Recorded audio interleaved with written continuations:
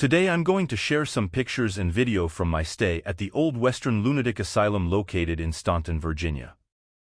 Picture yourself being greeted by the doctor, nursing and security staff upon your arrival. The facility has an interesting history as well as beautiful architecture and views. Fortunately for me, the asylum building that I stayed in has been repurposed as the Blackburn Inn. The asylum was opened in 1828 and operated for almost 150 years. It ceased operation in the 1970s. The buildings were quickly converted into a men's medium-security correctional facility to serve Virginia's expanding prison population. The prison closed in 2003 and was left vacant for several years. A 14-year restoration project began to transform the facility into its present incarnation of an inn. This is the room I stayed in, which was quite comfortable. You can still see evidence of where the bars were mounted on the window frames. It has a great view of one of the many still abandoned buildings. This particular building is being kept from collapsing by precariously placed 2x4s. The inn is named after its architect Thomas Blackburn, who was a protege of Thomas Jefferson. It has wonderful architectural features such as the winding stairway and cupola. It was designed to facilitate the moral therapy approach of mental health. That is, to cure insanity, it requires an environment where patients lived comfortably and exercised outdoors in a resort-style asylum. The early admission process attempted to limit patients who were dangerous to society from their violence or who were offensive to its moral sense by their indecency, and to cases of derangement where there is reasonable ground to hope that the afflicted may be restored.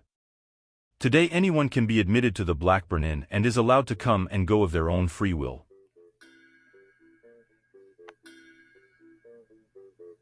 In this dirty old part of the city, where the sun refused to shine, people tell me there ain't no use in trying. Many of the buildings are yet to be transformed into something else. You can still see abandoned buildings that house the patients and prisoners. The guard tower still stands in the distance overlooking the outdoor exercise yard. Off to the distance up on the hill is the cemetery for the unfortunate mental patients who literally never left. There are many reminders of the dark past throughout the unrestored buildings.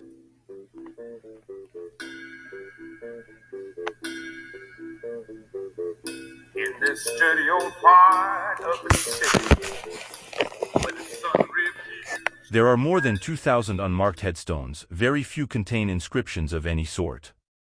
The forest has reclaimed a portion of the cemetery, giving it an even more surreal feeling. There have been efforts made to identify and properly mark these graves, in order to honor those buried here and preserve their memory.